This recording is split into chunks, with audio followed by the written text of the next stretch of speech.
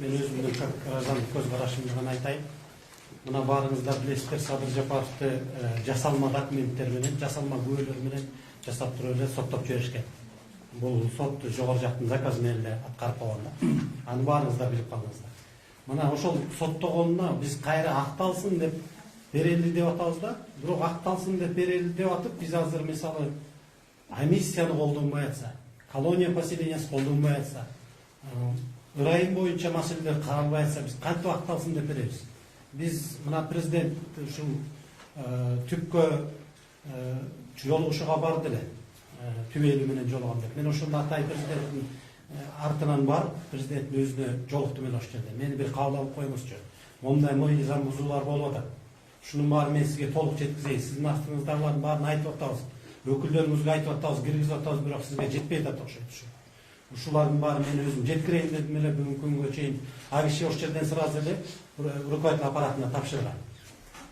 Аппарат жетекчисине тапшырган, бирок аппарат жетекчиси бүгүнкү күнгө чейин президентке киргизе алган жок.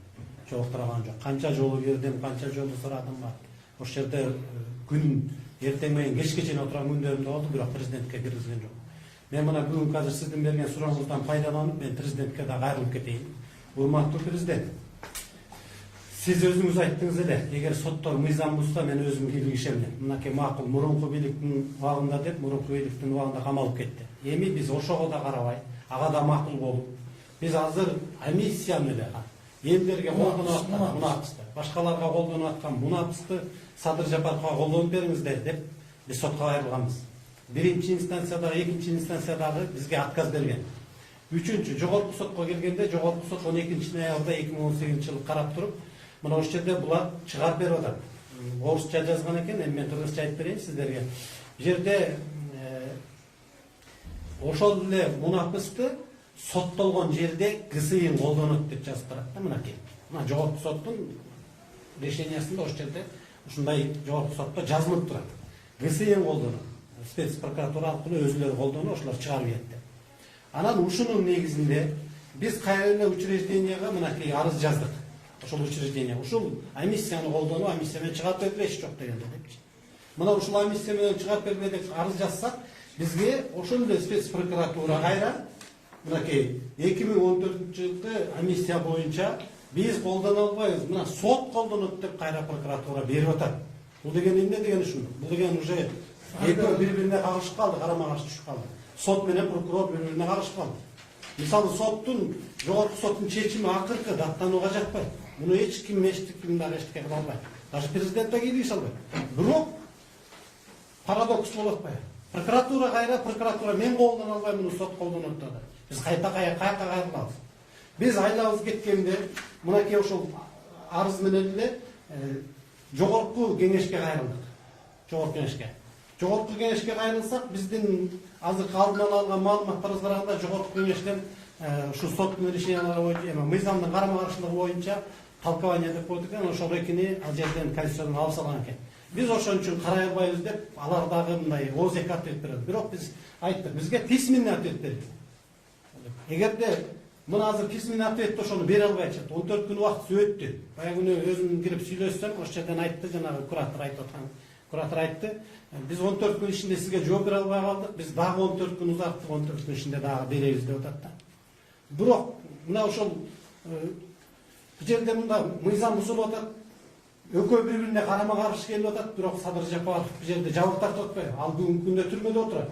Эгерде муну мыйзам боюнча мына бүгүнкү күнгө чейин ошол эле ГСИ да колдонуп келген башкаларга, даже 20 жыл соттолгондорго колдонуп туруп, бүгүн чыгарып үйөт аталарда. Ошол эле амнистияны колдонуп туруп. Ошол эле мезгилде сот да колдонуп, бүгүнкү күндө колдонуп, соттагы башкаларды чыгарып үйөт. Только Садыр Жапаровго келгенде мына өзлөрүнүн бири-бирине карама-каршы чыккан. Азыр бул жерде мыйзамдын карама-каршылыгын биз разбираться этип бүткөнчө, тиякта Садыр Жапаровдун укугу бузулуп атат. Эгерде бул жерде азыр же жогорку кеңеш бизге азыр сот колдонот деп берсе, сот автоматтык түрдө сот колдонуп туруп чыгарат. Колдонгондон кийин сразу колония поселениясы УДОго чыгып кетет. Эгерде прокурор колдонот десе, ГСИ колдонот десе, ГСИ колдонсо бүгүнкү күнгө чыгып кетет. Бул биринчи вопрос болот да, мына бир маселе менен биз мыйзам жолунда сурабыз. Муну мен ушуну контролдоп берсеңиз. Экинчи маселебиз, мынакей 6 февралда 2020-жылы колония поселенияга чыгат деп ГСИН өзү берип атат. Мынакей представление эмеде ответ жообун берип атат да. Бизге ГСИН өзү берип атат. 6 февралда. 6 февралда колония поселенияга чыгат деп бизге ГСИН өзүнүн билдирүүсүн берип атат. Мынакей. Көргөнүңүздөр справкада мына. Официалдуу түрдө 6 февралда колония поселенияга чыгат деп берип атат. Ушуну эле азыр бизде ГСИНдан Мелис Тургунбаевден агишелер алар пресс-конференция берип атат. Биз 6 февралда колония поселения берилбейт. Бербейбиз аны деп алдын ала айтып атат. Хотя колония поселенияны ошол жердеги комиссия чечет. А комиссия чече турган нерсени ГСИНдин айтканга укугу жок. Өзүңөр билесиңер. Булар уже көрдүңүзбү? Бул каяка алып барат? Мыйзам бузулуп кандай болот? Уже бизге ясно болуп калды комиссиянын уже чечими алдын ала булар айткандан кийин бизге уже чыгарбасына көзү жетип турат да. Мына урматтуу президент, андан кийин 3-үбүз боюнча бураки помилование боюнча дагы бир 3-үчү келип атат. Биринчиси мына комиссия боюнча колдонсо чыгып кетеби, экинчиси колония поселенияга 6 февралда чыгат. Эгерде мыйзам иштесе бизде. Үчүнчүсү такыр болбосо мынакей.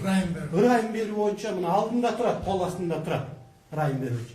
Эгерде азыр учреждение алып келип президентке киргизсе эле уже президент кароосуна алыш керек мыйзам менен. А бирок аны кандайдыр бир күчтөр жөнөтпөй кармап турушат. Биз ошолордун үстүнөн ГСИНдин начальнигинин үстүнөн арыз жаздык. Кыргыз Республикасынын премьер-министрине караштуу экен. Биз премьер-министрге дагы мынакей. И прокуратурага дагы и ошол эле ГСИНдин өзүнө дагы жаздык. Могу начальниги, мына учреждение бирдин начальниги биздин район боюнча документтерибиз баары толук өтүп келгенине, өзүнүн мөөнөтү өтүп кеткенине карабай, бүгүнкү күнгө чейин президентке жөнөтпөй атат. Урматтуу президент, анан мына эгер биз ошондон президентке да кайрылдык да, президентке дагы мына ушинтип биз сизге жөнөтпөй атат. Биздин вопрос ушул район боюнча берген вопросубуз кандай болот? Ушул суроо каралып атабы дегенде президентибиздин кол астында ошол район берүү комиссиясынан бизге жооп келип атат. Сиздердин район берүү боюнча документтериңиздер бизге келип түшө элек деп берип атат. Бизге келе элек деп.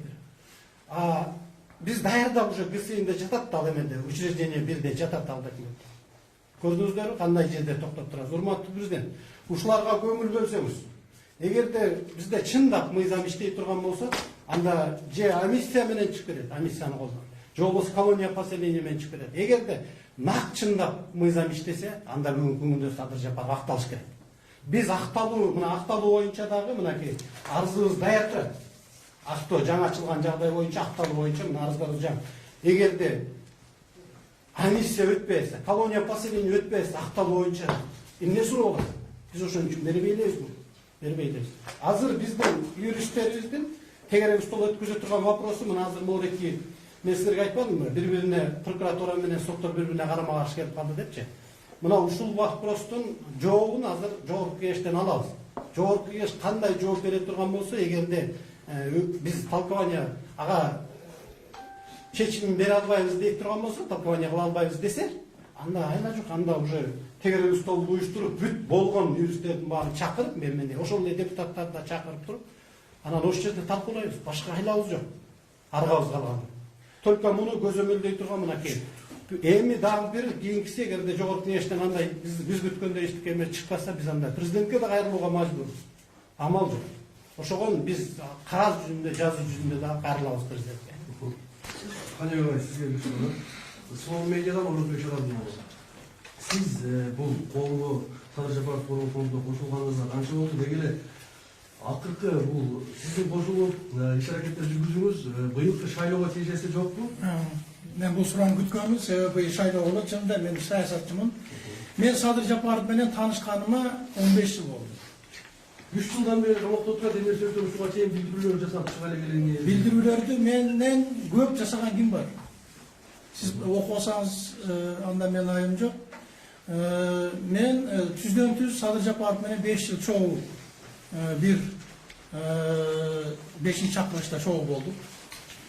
Анда дагы өзүбүздүн ойлорубузду ачык айтып жүргөнбүз. Садырдын кандай инсан кандай саясатчы экендигин мен ал комиссар болгондо мен дин агенттигинин директору болчумун. Бир имаратта иштегенбиз экөөбүз.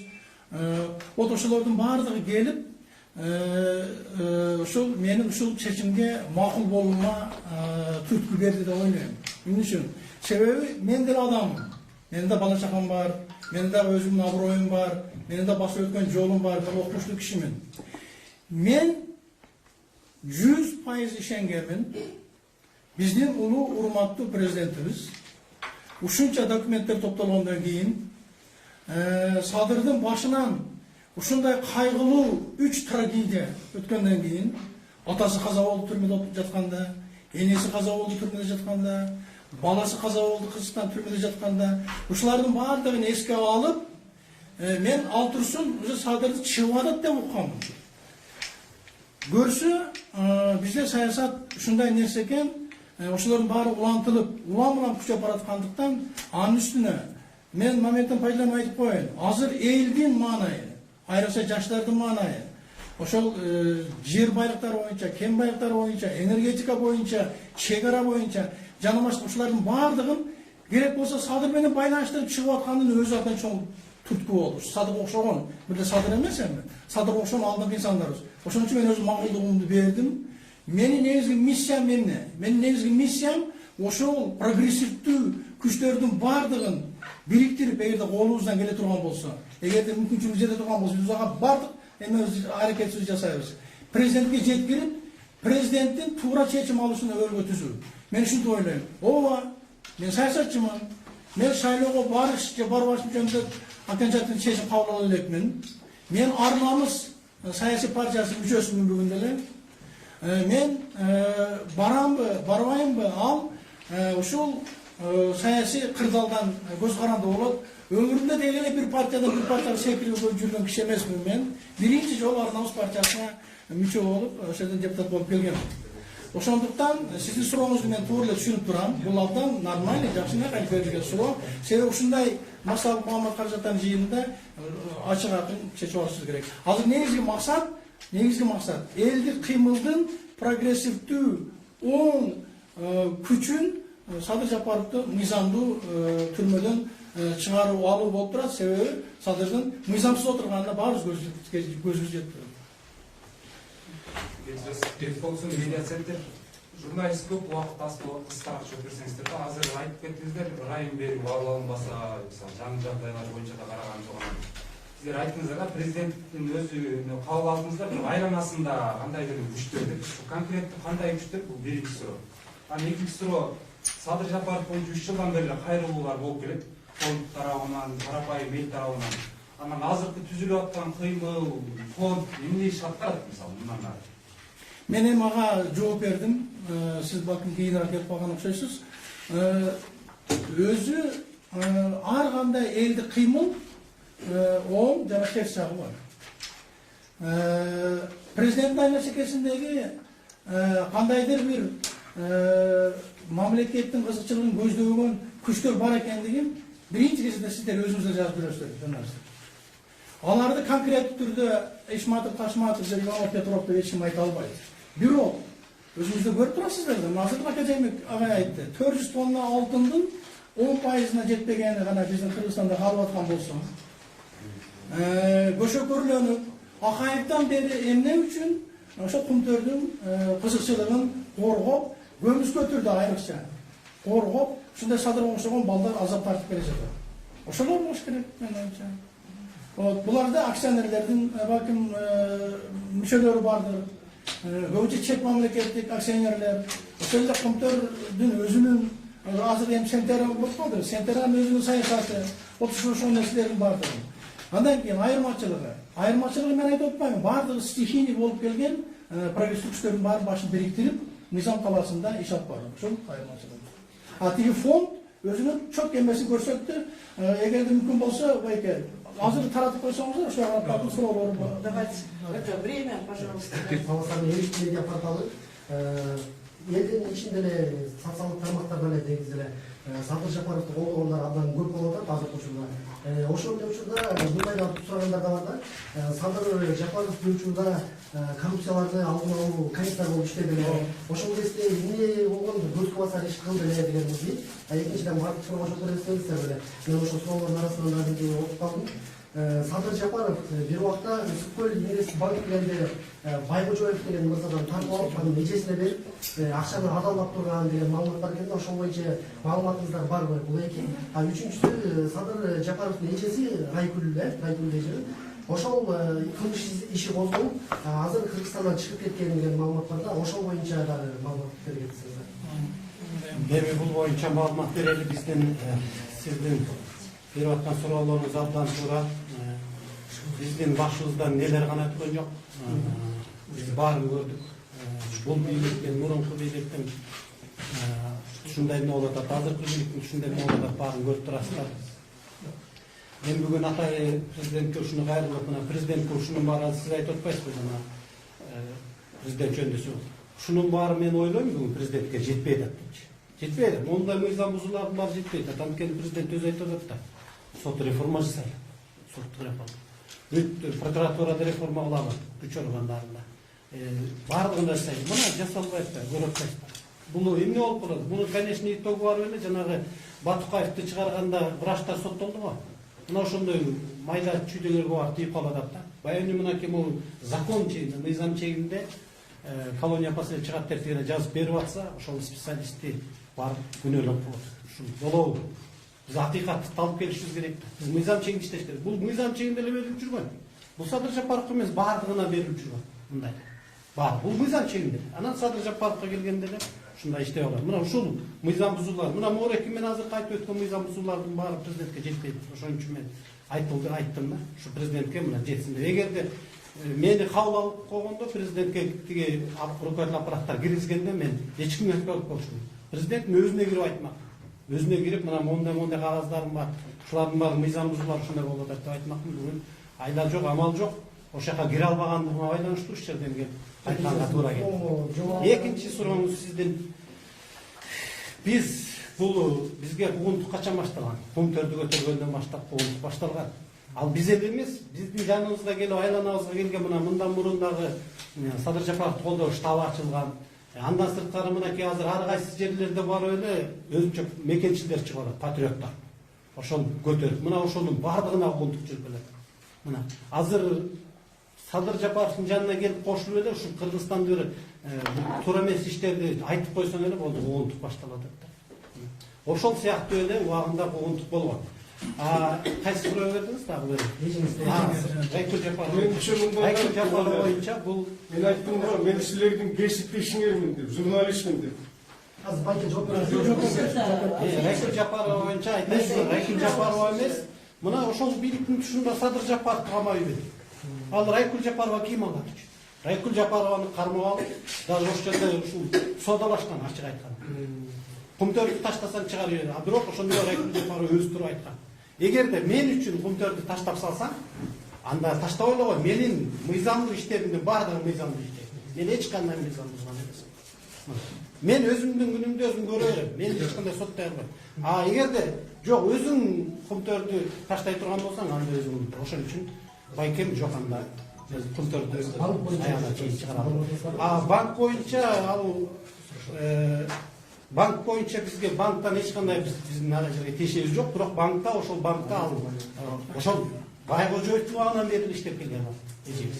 Ошол убактан бери иштеп келген, ошол жерде иштеген. Давайте, это последний вопрос. Это эксклюзивно подходите, спрашивайте. Все. Амшкесинен кыскача эле. Жаңылышпасам, сизге иш козголуп, соттун чечими чыккан экен да. Анан бул жерде ушундай пресс-конференция өткөрүп канчалык маалыматыңыз бар деген суроо. Енді не жөнінде сөз болады? Сиз боюнча жаңылышпасам, иш козголуп, соттун чечими чыккан экен, Мен боюнча иш козголгон. Туура айтасың. Мага Акаев иш козголгон. Акаев биринчи президент. Себеби мен Акаевтан баштап Бакиев, Атамбаев, мына азыр Сооронбаев бардыгынын ошол минустарынын баарын айтып келатам да, мындай ачык эле да. Азыр жабылган деп эсиптим. Ал иштин бардыгы мен 1 жыл 7 ай түрмөдө отурдум. 1 жыл 7 ай. Мага коюлган күнөө коррупция. Ал убакта коррупция деген статьяда жок болчу. Анан 1 жыл 7 айдан кийин эчтеке жок, мен бошоп кайра иштеп атам. Ошондон бери канча президент бар, ошолордун бардыгынын минустарын мен айтып келатам. Дагы сен жакшы маалыматың бар экен. 1 минут. Сенин жакшы маалыматың бар экен. Мына мен 10-чу жылдан бери апрель революциясынын башымын. 5 академиянын академигимин. Заслуженный деятель наукам. 10-чу жылдан бери мен 1 тыйын албай иштеп келатам. Мен ушул 1-чи медицинаны хозрашат өткөргөн ушу академик Нарбеков. Бүгүн санатсам, республикага кошкон 1 минут эштеп болот. Республикага кошкон салымым 5 миллиард сом экен. Менин киргизген киришим. Эгер кененирээк айтасыз десеңер, эртең 11-де пресс-конференция болот, коронавирус жөнүндө. Мен бир жаратылыштан баары чыгарып аткан адаммын. 100дөн ашык жаратылыш дарыларын жараткан. Эртең катышсаңар болот. Так, заключительные слова, Нет, заключительные слова. Урматтуу журналисттер, урматтуу мекендештер, биздин бүгүнкү пресс-конференциябыздын негизги максаты ошол чыган улуу Садыр Жапаровдун аркасында анын тагдырына күйүп бышкан элдин саны күндөн күнгө көбөйүп бара жаткандыгын официалдуу түрдө билгизип коюу керек болчу. Ар кандай кыймылдын өзүнүн башы аягы болот. Ар кандай кыймылдын максаты болот. Эгерде элдик кыймыл мамлекеттин өзүнүн баягындай бир стратегиялык көз карашына туура келбесе, анда бул катаклизм болуп келет. Биз ошонун баардыгын алдын алып, превентивдик шартта президенттин негизги саясатын колдоо менен чыган улуу Садыр Жапаровго кандай элдик кыймыл уюштурулат, анын максатын ошону билдирип коюу керек болчу. Ошондуктан урматтуу журналисттер, мен сиздерден суранам, бүгүнкү пресс-конференциянын негизги максатына түшүндүңүздөр, ушулардын баарын элге жеткириңиздер. Эч убакта ушундай бир жакшы ниет, жакшы каалоолор бир жаман жагына айланып кетпесин. Дайыма элибиз тынч болсун, президентибиз башыбызда болсун, бирок ар дайым акыйкаттык болсун, адилеттик болсун. Так, эксклюзив, подходите, спрашивайте.